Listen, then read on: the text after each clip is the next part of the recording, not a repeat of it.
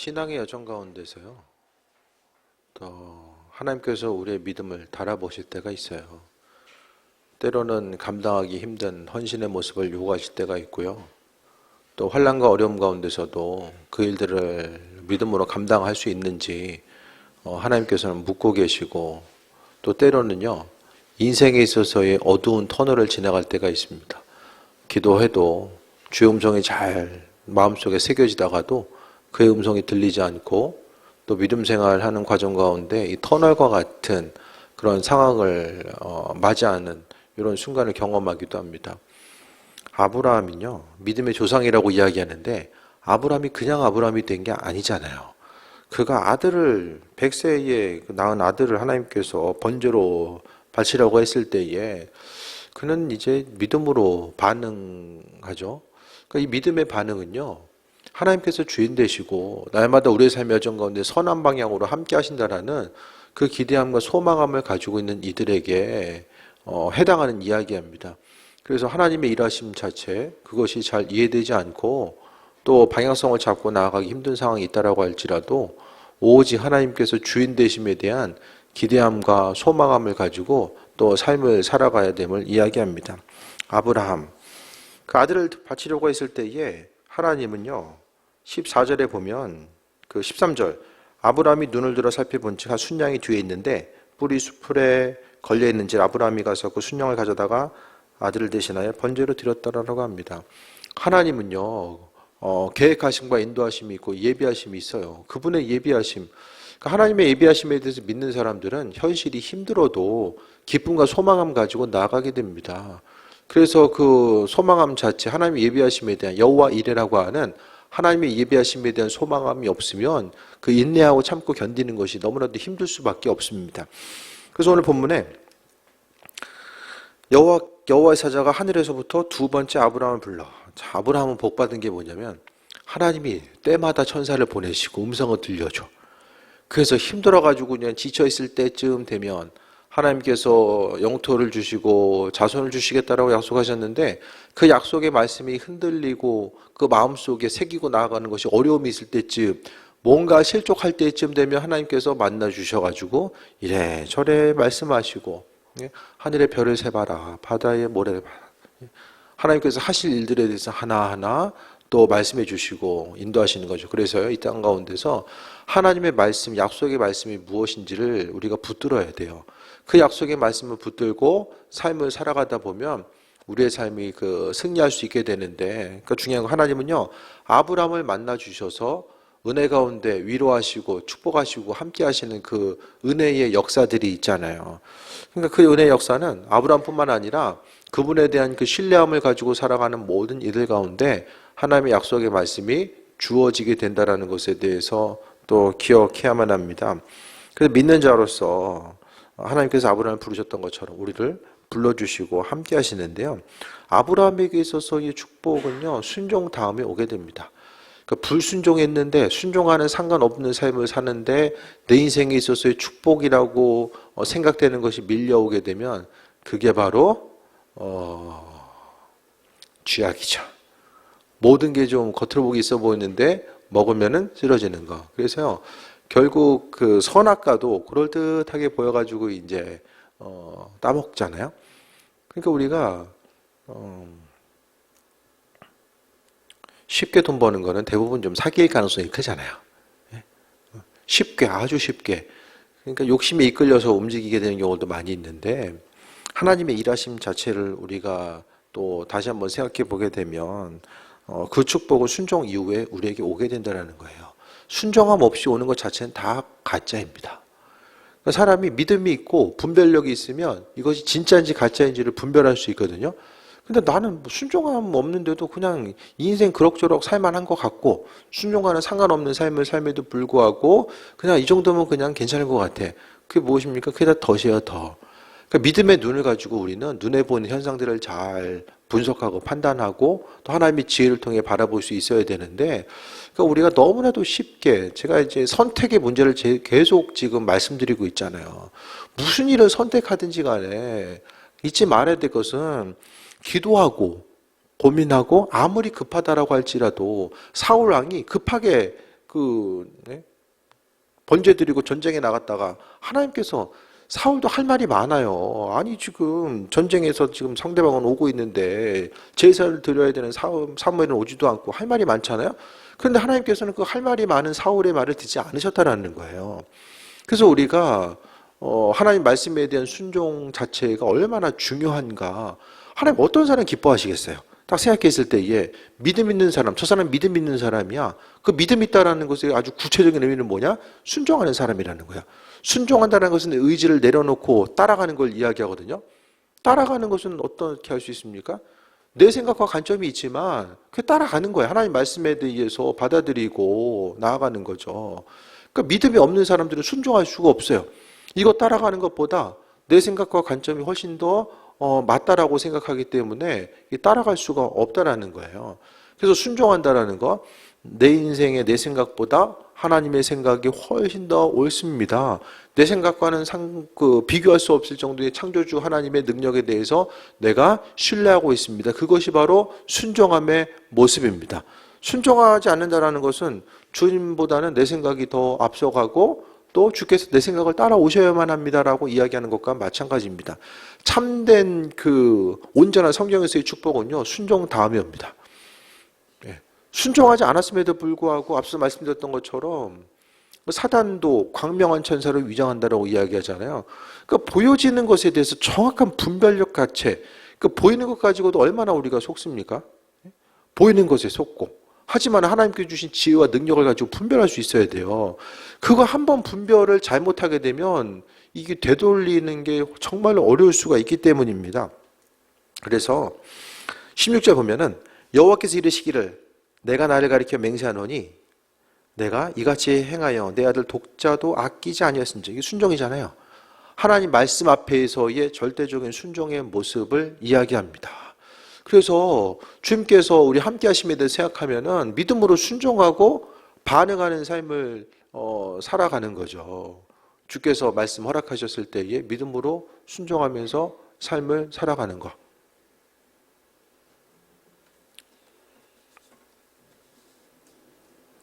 어떻게 순종하면서 사십니까? 순종하시면서 하나님께 주실 것에 대한 기대함을 갖고 살아가세요? 순종하는 게 어렵죠. 누구에게나 다 순종은 어려워요. 성향과 사정과 형편을 떠나서 순종한다는 건 너무나 힘들어요. 힘들거든요. 근데 순종하는 것 자체는요, 생각을 내려놔야 돼. 생각을 많이 하면 순종을 할 수가 없어요. 하나님 말씀 앞에 이제 순종하면서 삶을 살아가는 것 자체.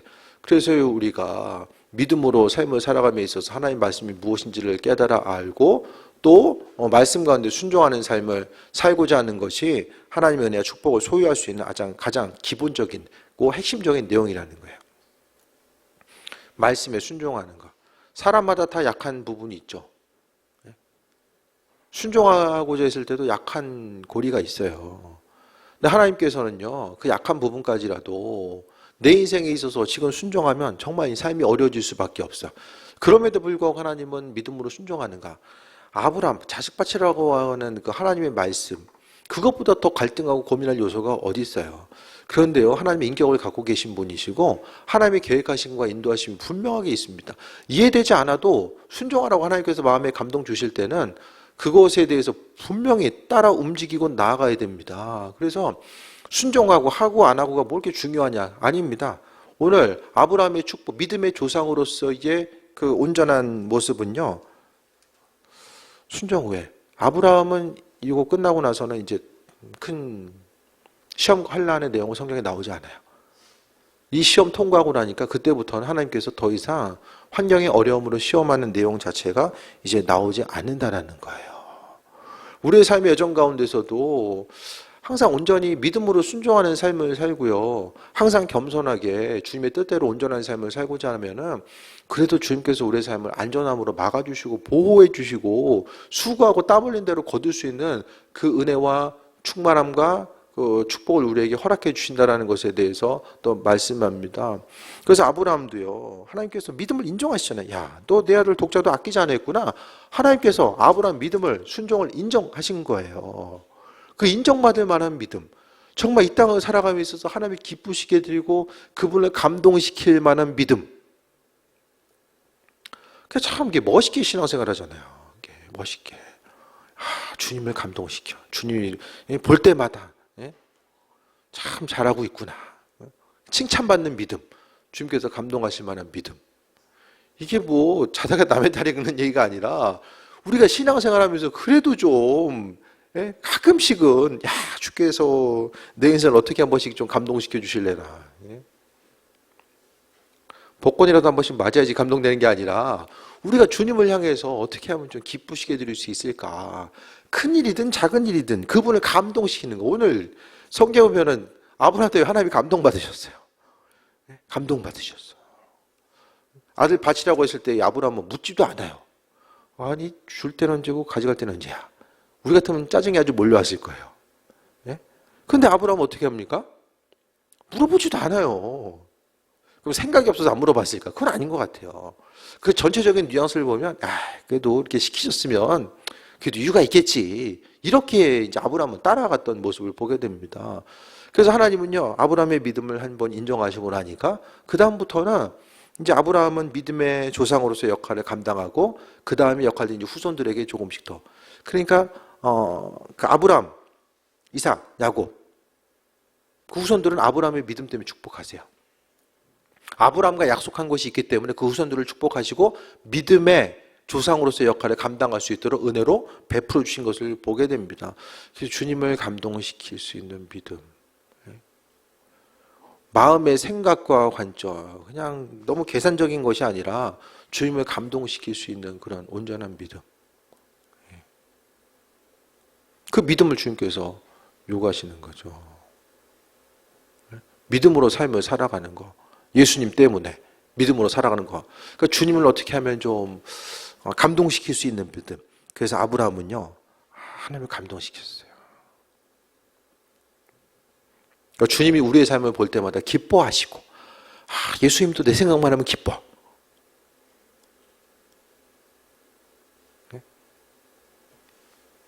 생각했을 때, 쟤 좀 애매한데?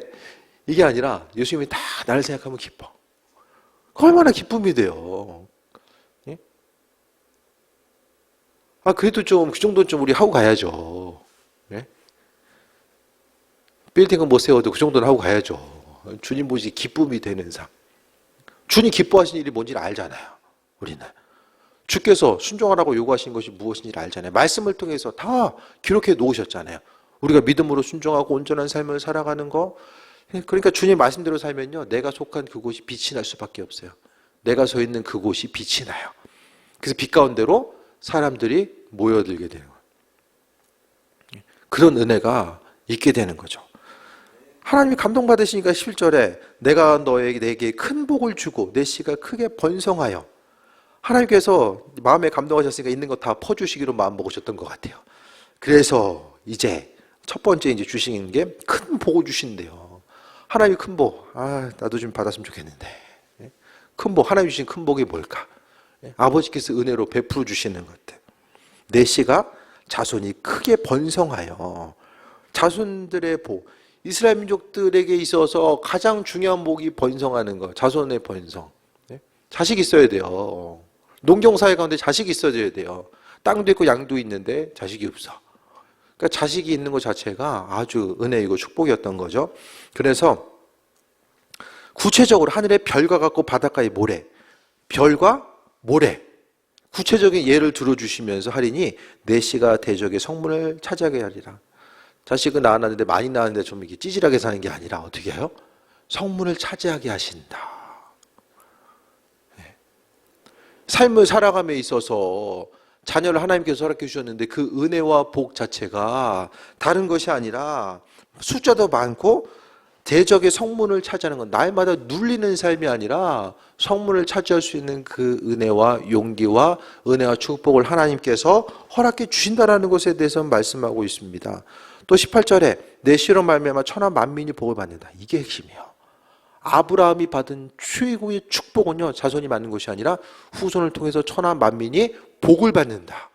그 자녀들이요, 우리 자녀들 잘 되기 원합니다.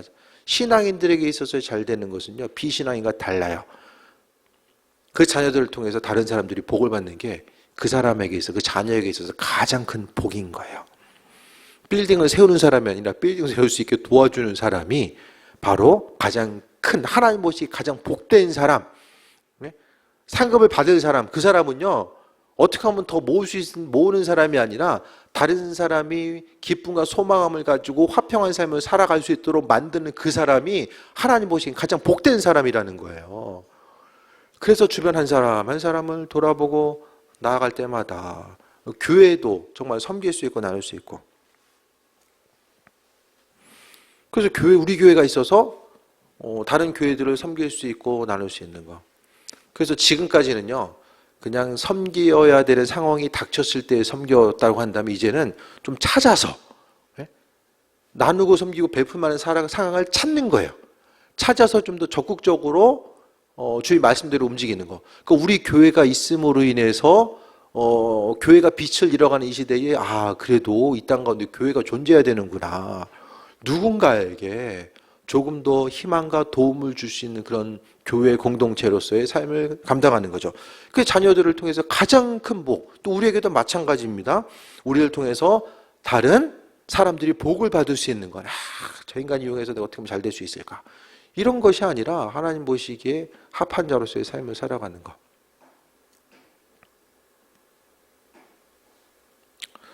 제가 예전에는 좀 삶을 살아가면서 이게 내 인생이 이게 지금 야곱과 같구나 이런 생각이 들 때가 있었어요. 이게 목회하면서도 이렇게 믿음이 먼저 움직여야 되는데 머리가 먼저 움직여. 머리가 먼저 가는 거예요. 이게 지금 잡아놔야 되는데, 뒤로 보내야 되는데, 믿음으로 살고 믿음이 먼저 가야 되는데 이게 머리가 먼저 가다 보니까 이거 머리 굴리면서 이게 목회하는 거 아닌가, 이런 생각이 이제 순간적으로 좀 들 때가 있었거든요.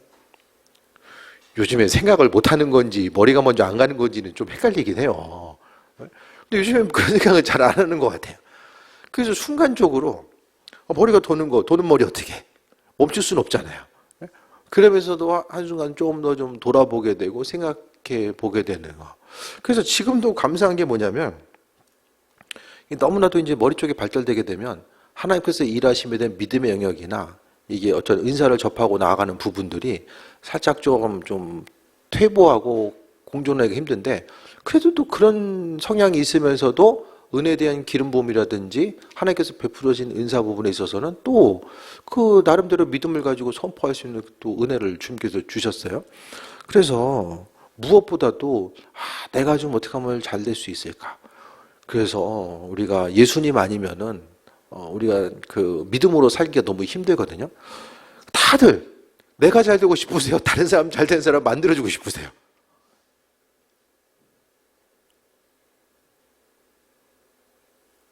뭐 물어보나 많았잖아요. 이론은 참 좋아. 예? 다 복을 빌어주고 그냥 다 잘 되고 좋은데 실제적으로 내가 먼저 물론 내가 먼저 싹 돼가지고 좀 이렇게 해줄 수 있으면 참 뭐 다 좋은데, 뭐 나도 힘든데 지금 옆 사람 세워주고 지금 세워나가고 만들어가는 거, 그거 하려면 주님 먼저 좀 열심히 좀 부어주시면, 뭐 우리나라 부자 30억 가지면 부자라면서요. 30억 정도 있으면 부자 주게 된대요. 빚만 없어서 다행인데 지금 400만 원 있으면 30억. 참 뭐 구경은 한번 하고 죽을는지 모르겠지만은 이 땅 가운데서 우리가 먼저 좀 되고 흘려보내면 좋은데, 하나님은 또 그렇게 또 일 안 하시더라고요. 다른 사람들 흘려보내면서 조금씩 우리를 성장시켜 주시지, 먼저 다 구비되고 나서 이제 흘려보내는 거. 근데 그런 경우가 또 별로 없잖아요. 먼저 주시고 만들어 주시면 흘려보내겠습니다. 근데 목회 이렇게 하면서도 그런 일은 별로 없더라고요. 처음 출발점부터 주님 원하시는 대로 온전한 삶을 살아가는 거. 근데 우리 생각엔 내가 먼저 세워지고 좀 뛰어다가 좀 나눠주는 게 복된 인생 같은데, 성경은요, 우리 인생, 우리가 얼마나 잘 먹고 잘 살고 그냥 세움받는 별로 관심 없는 것 같아요. 오직 주변 사람, 내 주변에 있는 사람이 얼마나 기쁨과 평강함을 누리느냐, 거기에 오히려 더 관심을 두시는 것 같아요. 만민이, 내 씨름하면 천하 만민이 복을 받으리니 이는 내가 나의 말을 준행하였다. 아니, 말씀 잘 들었으면 내게 복을 주셔야지 뭐 주변 사람들에게 복 주신다라고 말씀하고 있어요? 하나님 보시기엔요, 내 주변에 있는 사람, 내 가정, 내 친구들, 내 교회, 내가 섬기는 교회, 이웃과 가정, 내 주변에 있는 모든 사람들이 복을 받는 게 하나님 보시기에 최고의 복인 거예요. 그 사람들에게 아버지의 은혜와 충만함이 흘러 넘치게 되는 거죠. 그거 다른 게 아니었으면요 어떻게 됐겠어요? 유대인들을요 말씀의 전수자예요. 말씀의 전수자. 유대인들 뭐 지금 예수님 뭐 이렇게 믿는 사람들 핍박하고 예수님 안 믿고 유대인들 없었으면 어떻게 됩니까? 성경이 우리에게 올 수가 없어요. 말씀의 전수자들이 구약에 있어서 신구약 중간시대 바벨론 포로기와 신구약 중간시대를 통해서 이 성경 말씀을 기록하고 또 편찬해서 하나님의 말씀을 우리에게 전달해 준 말씀의 전달자가 유대인들이요. 그들이 하나님 앞에 온전함이 없었으면 말씀 사라져요. 누가 전달해? 우리 조상님들 그때 뭐하고 있었어요? 고조선 이전이에요. 우리 조상님들. 유대인들이 이걸 한 거예요. 아브라함의 자손들이 하나님 말씀을 기억하고 구전으로 전달하고 하다가 문자로 기록해가지고 그것들에 대해서 하나님 말씀으로 이제 정리해서 우리에게 전달해준 유대인들. 아니 잘 생각해 보세요. 유대인들이 디아스포라로 흩어지는 것 자체가 주전 722년 1차로 북이스라엘 망하고 588년에 남유다 망해요. 그때부터 이제 떠돌이가 시작돼요. 결정적으로 주후 70년에 로마에 의해서 예루살렘 성읍이 멸망하고 나서 다 피해서 흩어져요. 나라 망한 지 2000년.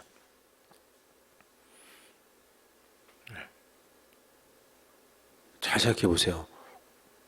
고조선 이전에 있었던 고시대의 사람들이 흩어졌다가 갑자기 우리나라 건국 연도랑 똑같거든요. 건국 연도랑 똑같아요. 흩어졌다가 2000년이 지나가지고 갑자기 이스라엘이란 이름, 언어, 민족의 정체성을 가지고 다시 모여요. 없던 민족들이 갑자기 흩어져. 이게 있을 수 있는 일이에요? 이건 상식적으로 말이 안 되는 얘기예요. 2000년 동안 없었던 사람들이 없어진 게 아니었잖아요. 각각 흩어진 곳에서 그들이 아브라함의 후손이라고 하는 이 믿음의 정체성을 가지고 곳곳에서 동화되지 않고 믿음으로 살아가요. 그들이 2000년 만에 이제 모이고 지금도 모이고 있어요. 지금도. 미국이나 이스라엘에서 이제 공짜로 이제 학생들을 미국이나 유럽에 있는 뭐 다른 곳에 있는 학생들을 이제 초청을 해요. 그래서 이제 먹여주고 재워주고 국토순례도 하면서 나라에 대한 이런 나라다라고 이야기해요. 근데 그들이 돌아가잖아요. 그럼 기억이 있기 때문에 그들이 이제 다시 본토로 돌아와요. 알리아 운동이라고 하는데 지금도 돌아와요. 지금도. 2000년이 지난 지금도. 민족의 정체성을 가지고. 다른 민족 같으면 2000년이 아니라 200년도. 우리나라도요. 일제시대 100년, 200년 지나갔으면 그냥 없어졌을 거예요. 다 없어졌을 거예요. 근데 이들은 믿음의 정체성. 왜? 하나님 약속하셨잖아요. 천하 만민 너희를 통해서 복을 받는다. 하나님의 말씀에 대한 전달자. 이들을 통해서 우리가 말씀에 대해서 기억하고 움직이고 지금도 이들은 무엇입니까? 이들을 통해서 구약의 말씀이 전달되고 구약의 말씀을 통해서 신구약의 말씀을 통해서 하나로 우리가 성경의 말씀이 무엇인지를 알고 유대인들이 없었으면 그리스도 예수 주님께서 무엇을 하셨는지 다윗과 뭐 솔로몬이 누구이고 알 방법이 없어요. 그러니까 우리가 믿음을 가질 수 있는 것 자체가요. 바로 아브라함의 후손들을 통해서 우리가 움직이고 일하고 있는 거죠. 우리가 아브라함의 후손들을 위해서 하고 있잖아요. 성교비 보내서 이스라엘의 회복과 하나님의 이끄심과 인도하심을 위해서 기도하고 또 이제 정통 유대인들, 가난한 유대인들을 돕는 이 구제 사역에 교회가 계속해서 이제 헌신하고 교회에서 성교비가 제일 많이 퍼센테이지로 들어가는 게 이제 이스라엘이거든요. 참, 선교사님 얼굴 본 적도 없잖아요. 본 적도 없어. 저만 가서 같이 본 적도 없잖아요. 이스라엘 한번 가야 돼요. 근데 본 적도 없으시지만 그래도 이스라엘 향해서 헌신하고 수고하는 것은 무엇입니까? 우리가 그들 때문에 복을 받았기 때문에 또 그들의 민족의 회복을 위해서 나름대로 헌신하고 나아가는 거죠. 그래서 내 씨로 말미암아 천하 만민이 복을 받는다. 자녀들이 잘 되는 것도 좋지만 이 가는 곳마다 이 망하는 게 아니라 자녀들이 가고 움직이는 곳마다 흥함의 역사들이 나타나는 거. 교회가 이제는요, 크고 작은 교회가요, 사람들은 점점 더 물론 좀 크고 좀 건물도 좀 좋고 좀 모양새도 좀 화려하고 그러면 다 없는 것보다는 있는 게 난데, 그래도 교회가 교회 역할을 감당하는 거지 건물이 감당하는 게 아니잖아요. 교회에 속한 구성원들이 어떤 생각과 어떤 믿음을 가지고 움직이고 반응하는가, 이런 부분들을 좀 생각해 봐야만 합니다. 그래도 제 생각에는 우리가 여기서 한 선교금 2배만 들리면 지방에서 그래도 선교를 제일 많이 할 수 있을 것 같아요. 제 생각에. 여기서 딱 2배만. 뭐 어려운 일도 아니거든요. 2배만. 큰 교회는 빚이 많아가지고 지금 하지 못해. 우리가 할 수 있어. 뛰어나가면 돼. 진짜 여기서 조금만 더. 제 생각에는 뭐 선교비 얼마 하냐고 제가 뭐 일일이 물어보진 않는데, 어쨌든 여기서 한 100만 원 정도만 더 해도 더 많이 감당할 수 있지 않을까. 그만큼 이제 지금 좀 쉽지 않은 상황이 많이 있는 거죠. 감당할 수 있을 것 같아요. 제일 많이 감당하는 교회. 큰 지방에서 주님 보시기에는 정말 큰 교회 되는 거예요. 없어도 해도 없는 게 아니다. 계단 올라오기 힘들어도, 아니 선교 때문에 계단 좀 올라오는 거, 선교지 가려는 것도 아니고 그거 못 올라와요? 3층? 선교하는 마음으로 올라와야 돼 우리가. 청소하는 것도 마찬가지고 좀 불편해도 선교하는 마음을 가지고, 주의 마음에 기쁜 삶을 살면 아버지께서 만물이 주의 것이라고 한다면, 금요일날 말씀드렸잖아요. 사업체에 팔아가지고 12조 65억. 한숨 나와요. 이 시대에 지금 이 땅에서 이루어지는 거, 이 땅에서 희망을 가지세요. 희망을. 괜히 그 인생 부러워만 하지 마시고, 그 역사가 우리 교회에서 일어나지 말라는 법이 없잖아요. 그래서 누군가를 통해서 하나님께서 행하실 것에 대한 소망함 자체. 물론 선교도 하고 건물도 생기고 엘리베이터도 있고 참 좋지만은, 어쨌든 간에 뭐 주님의 하셔야 될 영역이니까 우리가 뭐 노력을 안 한 게 아니잖아요. 뭐 건축 헌금 안 한 게 아니잖아요. 지금 열심히 하면서 지금까지 왔다고 한다면, 선교하는 마음으로 계단 올라온다 이 생각 가지고. 왜? 그렇잖아요. 뭐 있는 거 없는 거 다 털어가지고 뭐 조금 더 편한 데로 옮기자 했으면 뭐 옮겼겠죠. 엘리베이터 있는 데로 갈 수 있어요. 다 그냥. 영끌에서 가면 갈 수 있어요. 근데 좀 주님 보시기에 좀 부끄럽잖아요. 교회 재정 모아다 왔어. 다 집어넣는데요 하면은 좀, 물론 이렇게 큰 교회는 또 큰 교회 나름대로 그 교회들이 감당해야 될 것들이 있어요. 빚을 낼 때도 있겠지만은 그만큼 또 감당하면서 할 일들이 있어요. 큰 교회는 큰 교회 나름대로 할 일들이 있고, 또 우리에겐 또 우리 나름대로 또 주어진 상황들이 있는 거죠. 그래서 하나님 보시기 합한 삶, 그 온전한 축복은 순종하는 사람들에게 하나님께서 우리의 삶을 통해서 주변 사람들이 복을 받을 수 있는 은혜를 허락해 주시는데, 이게 가장 큰 축복이라는 거예요. 그 주변 사람들 세워주고 살려주고 높일 수 있는 은혜, 그게 되려면 우리가 몸을 움직여야 되고 또 우리의 그 열정과 에너지를 공유해야지만 이 모든 일들이 가능하잖아요. 19절에 이 아브라함이 그의 종들에게로 돌아가서 함께 떠나 부엘세바로 이르러 거기 거주하였더라. 이스라엘의 남방 한계성, 그러니까 비가 사람이 살 수 있는 그 한계점이 부엘세바예요. 그래서 이스라엘 민족을 이야기했을 때에 북쪽의 단에서부터 남쪽의 부엘세바, 그러면 이스라엘 영토 전체를 이야기하는 거예요. 단에서부터 부엘세바까지를 이야기합니다. 그래서 순종하는 사람들에게 축복 주신다라는 거예요. 그래서 순종함이 없는데 그래도 인생 그럭저럭 살만하다, 이게 은혜와 축복이 아니에요. 오히려 모호한 게 더 나중에 시간 흐른 후에 더 힘든 상황으로 다가올 수 있거든요. 그래서 그냥 여러분 인생 가운데 별로 기도 제목들도 없고 그냥 인생 그럭저럭 살만하다, 이렇게 생각할 때가 가장 위험한 순간일 수 있다는 거예요. 오히려 고난이 오면요, 삶의 모든 걸 다시 한번 뒤집어 보고 그래서 이 방법으로 저 방법으로 하나님과의 관계성도 돌아보고 또 주변도 돌아보고 하는데 그냥 가는 게 쭉 가는 것 같은데 이거 자체가 하나님의 영광과는 상관없는 일이 되는 걸 수도 있다라는 거예요. 그래서 우리가 미리미리 주의 뜻이 무엇일까? 하나님의 뜻대로 살면 어떻게 살아갈 수 있을까? 이런 부분에 대해서 돌아보고 순종하는 자들에게 하나님께서 축복하신다라고 말씀하셨잖아요. 그 순종의 모습이 내 안에 있어서 말씀대로 살아감을 통해서 다른 사람들이 유익이 되고 이렇게 되면 전도가 저절로 될 수밖에 없는 거예요. 내가 다른 사람들에게 그리스도 예수 주님의 복을 전하는 삶이 되면 복음 전파가 저절로 될 수밖에 없고 주의 뜻 가운데 승리하는 삶을 살아갈 수밖에 없는 거죠. 그래서 인생 참 멋있게 살아야 되잖아요. 멋있게 어떻게 삽니까? 인생 멋있게 산 게 뭐 좋은 거 뭐 누리고 산다라고 이게 멋있게 되는 게 그거야 뭐 그냥 잠깐인 거죠. 내 만족감이 있을지 모르겠지만은 뭐 좋은 거 한다고 해서 다른 사람이 멋있게 보는 게 아니잖아요. 정말 멋있는 사람은 어떤 사람이에요?